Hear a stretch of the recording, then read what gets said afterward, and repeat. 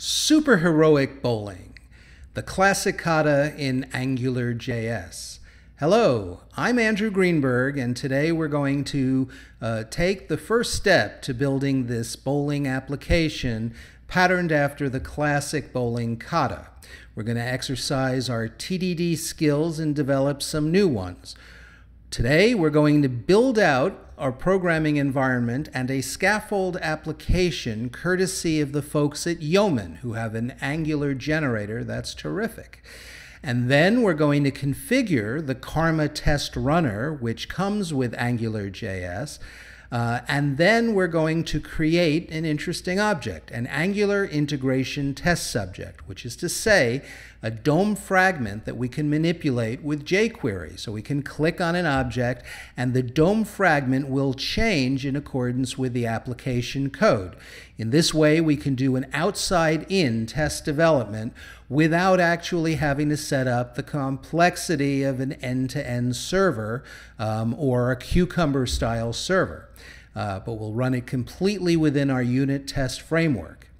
Then we're going to use that to drive out a data entry feature and learn a little bit about the basic tenets of TDD by learning to slime, which is to say we'll learn that when you have a test that's red and there's a trivial, easy way to actually make that test green by even adding, say, just a simple constant, you do that. You do the simplest thing that could possibly work. And if you want to write bigger code, if you want to go faster, don't do that. That's what you need to learn to resist. TDD will get it for you. You just need to write more tests. As the tests get more specific, then your code will get more generic. Thanks, Bob Martin, for that pithy line. And in that way, you'll develop solid, strong, well-documented TDD code. So let's get going and write some code. Let's create a directory to get started. Enter that directory and let Yeoman do its work. We're going to say yo Angular and coffee, so we can write primarily in CoffeeScript, and we get the application scaffolding building right away. It asks us a couple of questions. I'm simply going to accept all the defaults. And so you don't have to gouge your eyes out. I'm simply going to skip to the very end quickly.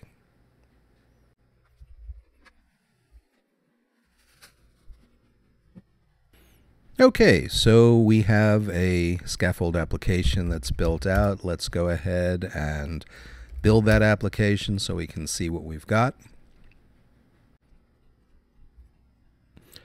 And let's run a server and see what the application looks like. It'll capture itself a browser, it'll set it up on auto reload, and hello, it says we have HTML5 boilerplate, AngularJS, and Karma all installed. And with that, we're now ready to enjoy coding. So let's go ahead and get started. The next step is to go ahead and configure the test runner. Its configuration file is relatively straightforward. First thing we're going to do is set the base path to app, which is the folder that has the main content of our application. In this way, the test runner will see the files in the same way that the application in production will, because the URLs will now correspond to those file names. Because we've done that, we're going to have to delete these prefixes here.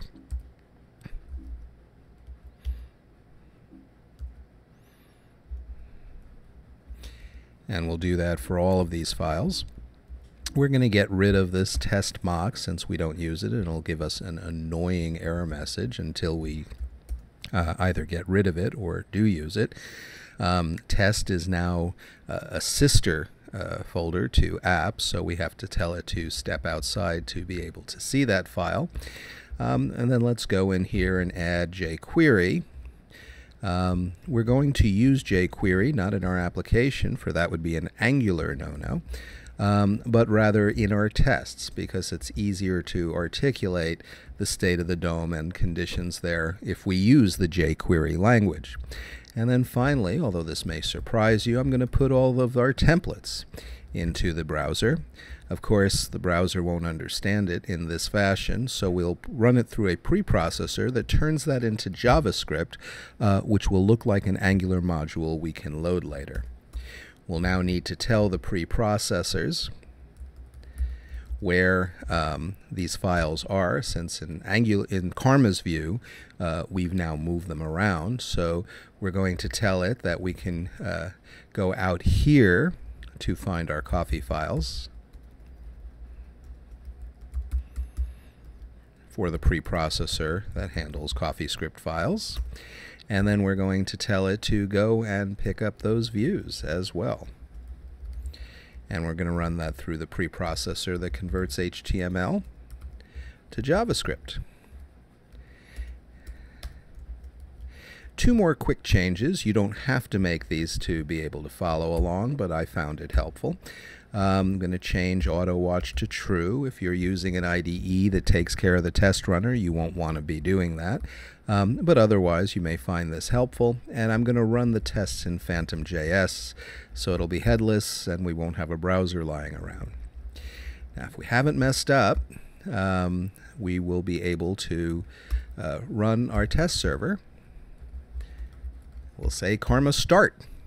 And it runs, and it's green, and the test runs, and we're green. We've now had our first test pass. Of course, it wasn't a test we wrote. It's the test that came along with the Scaffold application. I'm going to make this window a little bit larger so that we can get our work done in a somewhat bigger space, and we don't really need the information other than it being green or red at this point, but we will show the Karma test runner while we're going. And now we're ready to start writing some tests.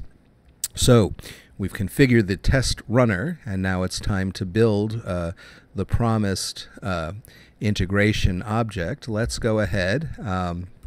We'll make a directory in our test folder called integration. And let's go ahead and create a file, our first tests.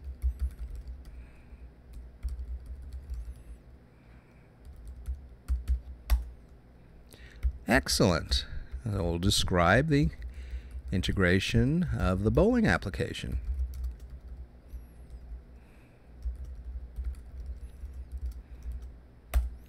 And we're going to run a test that doesn't really tell us anything, but we're going to run a test anyhow. You should have one in your pocket just to be able to make sure your test runner is working. So it should know truth, which in particular is that we can always expect truth to be truthy.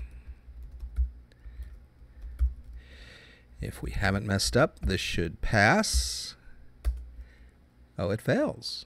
I meant true to be truthy. And it passes. So now we're green and we're ready to cook. Okay, so let's create our test object. Our subject under test will be a plain old JavaScript object, at least for now. And then we will enhance it to make sure that it does all the things we promised it would do. Let's actually use it. It has the correct header. We'll probably get rid of this test in due course, but in the meanwhile, we're going to expect app find to be able to find its h1 tag, and that tag's text should be Superheroic bowling. And it fails, and it fails spectacularly. It says undefined is not a function. Well, because the plain old JavaScript object doesn't respond to that. What we're going to do is we're going to change it to something that does respond to find, the most minimal jQuery object we can, and we get a different message. That's one of the things you try to do. Sometimes you can't make the message, make a test pass right away, but you can change the message to get closer. Now we want to get that space to act like Superheroic bowling, which means we had better start building that scaffold, that integration object, as we said. Happily, AngularJS makes it easy. They give us a number of very useful helper functions, in particular one that's going to load the bowling app module. When Yeoman started, it picked up the directory name and turned it into the application name, so we load that module. And now what we're going to do is go into the Angular main module, and we're going to ask it to give us, using its injection, the compiler, the ng compiler, and the root scope. And with that, we should be able to build all that we need. Let's make sure we haven't messed up anything. We are still read in the same way. So let's build an HTML object, which would be an Angular application. And it would simply be what? A div, which has the ng app.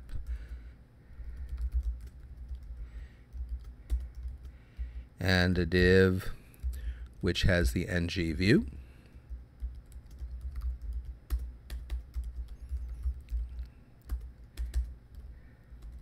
And we should be ready to compile that.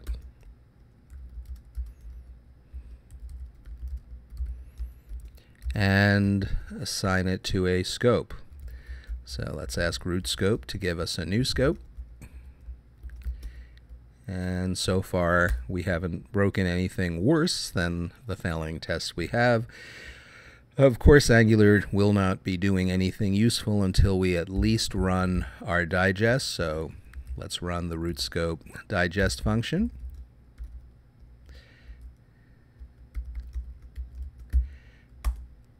And it's failing, but it's failing differently. We're getting a different message. It says that it's trying to get the view, the main view template, which it can't. That's promising. That means Angular is actually working. Now remember, I told you we ran a preprocessor to be able to get that going. So let's go ahead and now use the fruit of that preprocessor, which is another module named after the particular template, views.main.html. And now we've changed the message. Look, we said, now we're not getting blank, we're getting hello, hello. Remember what hello, hello was from? Well, of course you do. What we do here, let's go. We create a new window, and let's take a look at the application views main. That's the hello, hello that came with the application that it built for us. See? Hello, hello. We don't need that anymore, so let's get rid of everything except for the H1. And then let's change that message to Superheroic bowling. How come I can write code? Because we're red. We have a failing test, and now it's green. Now we have 3 tests that are passing. So the first thing we're going to do while we're green is refactor and get away this cruft that we know we don't need. And now we're ready to start writing some serious code. Let's focus on data entry first. We're going to describe data entry. In particular, we're going to have input means, some kind of buttons or switches or other kinds of clickable tags that are going to be able to get us the data. So what kind of input means are we going to have? Well, it should have 11 clickable role objects. I don't know what we really mean by that. We won't know until we start developing it, but 11. Why 11? A gutter ball, 1, 2, 3, all the way through 10. So let's go ahead and say expect app.find, and we're going to want role, which will be the class we'll associate with that. We will constrain our designers to have their buttons or what have you have the class role. And we'll take the length of that and expect it to be 11. And what happens? We're red, which means we get to write code. It says it expects 0 to be 11. So let's go ahead and create an object with the class role. Notice I'm not making a button or some kind of input apparatus. Div could be clickable, and I'm going to leave that to the designer to do. And what do we have? Well, now 1 should be 11 because we only have one of these. I could probably copy that, but why don't we just go ahead and use ng repeat right now? And we're going to have 0, 1, 2, 3, and so forth. And that should give us 11 buttons. But no, it does not.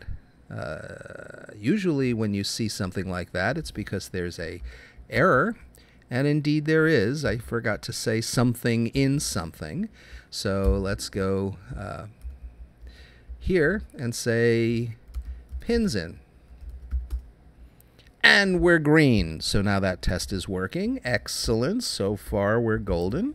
And it should have a clickable reset object.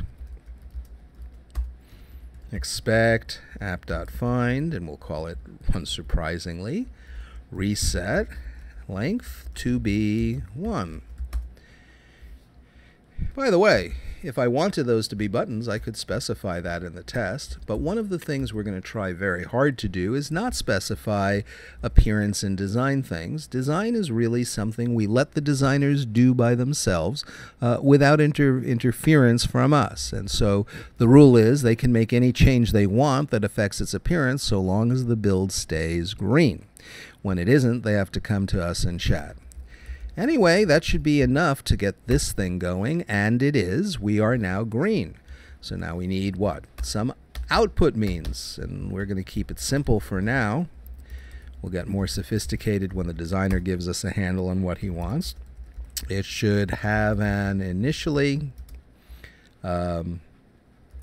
empty roles list display. And what do we mean by that? Well, we're going to expect app.find roles display. And its text should be an initially empty list. We're going to be seeing it in text. We're specifying it this way. It says it's a function because I forgot to actually apply the text function, and now we've got a message we can work with. It's expecting the quote to be a list object. So we go ahead and now let's build. Div class equals roles display, and our test is still going to fail because we don't have anything in here that's the empty list. And I know you want to write code. I know you want to put it in some kind of controller. I know you want to do all that stuff, but the test doesn't require us to do that. Simply typing the text that looks like an empty list is enough to make this test pass. And that's all we're authorized to do. So, slime it, and we're green. I know. Relax. We're going to write more tests. It's going to force us to generalize, and everything is going to be fine. In fact, let's get started writing bowling. Describe data entry. Means behavior. Okay, so the first thing we should do is we should be able to, it should display the result of a gutter ball click. Yeah, let's get rid of that article. And let's go ahead and write a little bit of code. So the first thing we're going to do is take our roles. We're going to select the first one, which interestingly enough has the 0 index, so let's make that the gutter ball by our convention. Again, this is a constraint on the designer. If it's untenable, they'll come to us and we'll rewrite our code in tests, but this should be relatively straightforward and work out just fine, and click on it. Well, after we've clicked on the gutter ball, we should expect app.find dot roles display text to be a list with 0. And it fails. So we're now able to write some code. Now we could slime this and it will make that test pass, but the problem with that is it's going to slime or remove the passing of the initially empty test. So that won't work, which means we have to do something to generalize. And now, yes, you folks who want controllers are going to be happy because we're going to write some code.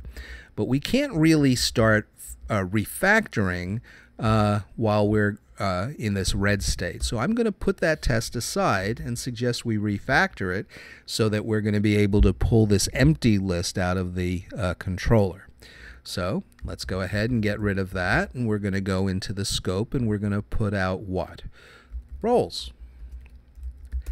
And now let's go ahead and take a look at app, scripts, controllers, main, and here's the controller that was built for us in the Scaffold application.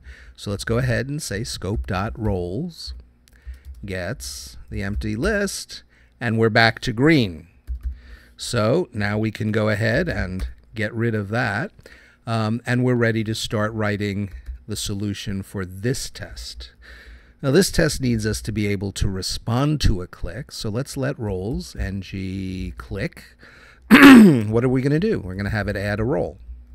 So it'll run an add role function, and we're still red, but we don't expect anything more until we do this add role function.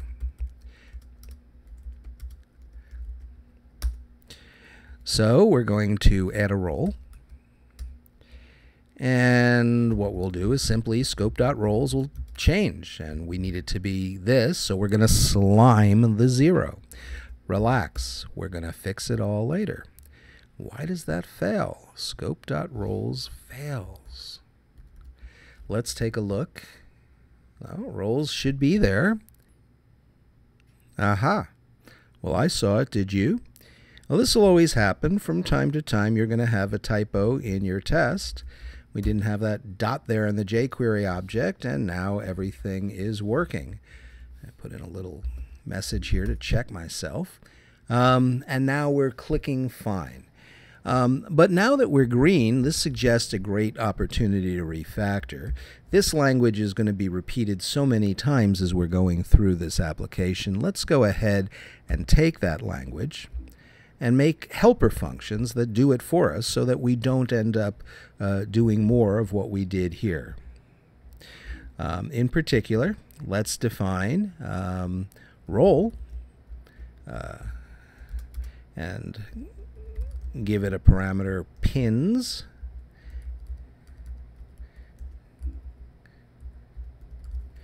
So now that big long text is going to be all working just fine. And then let's define expect roles display to be, and we'll pass it a string.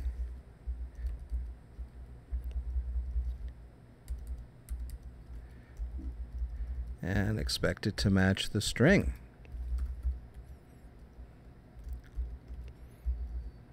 Oops. Let me fix that. Okay, and we're green, but we're green because we got rid of that language from that test.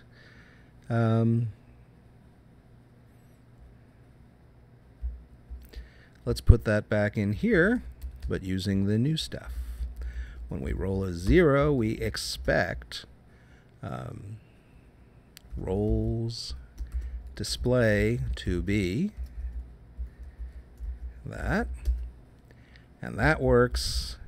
And let's go ahead and we can fix this test. Expect, upon initialization, expect roles display to be the empty list. Now you see, what I'm trying to do is not repeat myself, and dry is a good principle. DRY, don't repeat yourself. Not so much for tests, it's not as necessary, but it's often beneficial. to follow that, especially when the test itself is not all that legible. Looking at that test, who knows what it means, so we can fix this. All right, let's go ahead and write some more code. It should display result of a pin drop click. Because we want to get our code generalized, let's go ahead and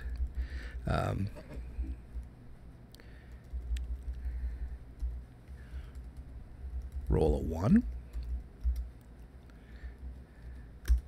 and expect rolls display to be 1. And this will force us to generalize a little bit, either that or to refactor later. But clearly, here's our error. We can go to our slime. We could change the 0 to a 1. We know that won't work because it's going to make the old 0 test fail. So we can do a couple of things. First of all, we can't really do anything because we have no idea how many pins were clicked. We need to fix this so we're actually passing that information along from the click. So let's go ahead and add pins to that, and then a parameter here. Now that we know how many pins are there, I guess what we could do is we could have if-then statements and slime the 0, slime the 1, slime a 2, and so forth. But that's actually harder work than generalization, and that's one of the points. You always will generalize if generalizing is better than sliming. As the tests get more specific, the code gets more generic. And here we go. We're green. We're ready to start writing our next test. Clearly, we want to be able to handle more than one. Display result of 2 clicks. We're going to roll 0. We're going to roll 1. And we'll expect our rolls display to be 1, 2. All right, it fails because it remembers the last test, and we know that that's not going to work. There's a couple of obvious generalizations going and no obvious slime. I guess I could say if the length of rolls is 2 and slime that. But I don't see how that's really all that beneficial because we know pretty much where this code is going to go. And this generalization screams that it's obvious. Of course, this generalization is not working. Why is that? Because my test is wrong. My test was to get 0, 1, not 1, 2. Okay, let's make sure that that's working again, and we're green. So now we're actually effectively entering any number of clicks. Now, my experience has been that if you can generalize from 1 to 2, typically it's going to generalize to the rest. That's not always the case, but it really is here. We're done with actually entering data.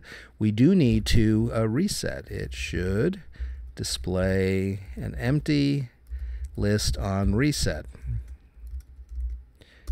So we're going to say app.find reset, click, and we'll expect roles display to be the empty list again.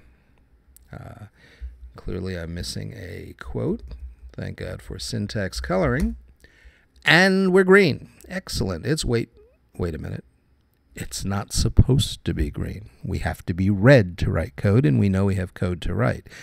One of the points is this test isn't testing anything, and your tests don't count unless you've seen them read, unless they actually are read.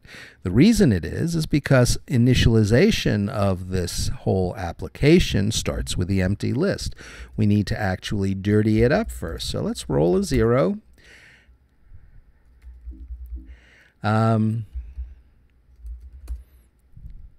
And now we're failing because we're not at 0. Okay, so now we need to get a reset going, which means the reset needs to be clickable. We're going to do that here. ngClick equals, and we'll probably call that function something like reset, won't we? Of course, and now we're going to go here and we're going to write our reset function. So scope.reset is going to get scope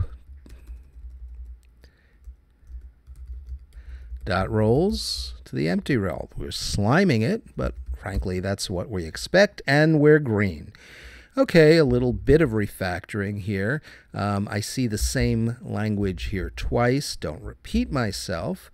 So let's put that underneath there and say that whole thing should be changed to reset. Initially, we want the application reset.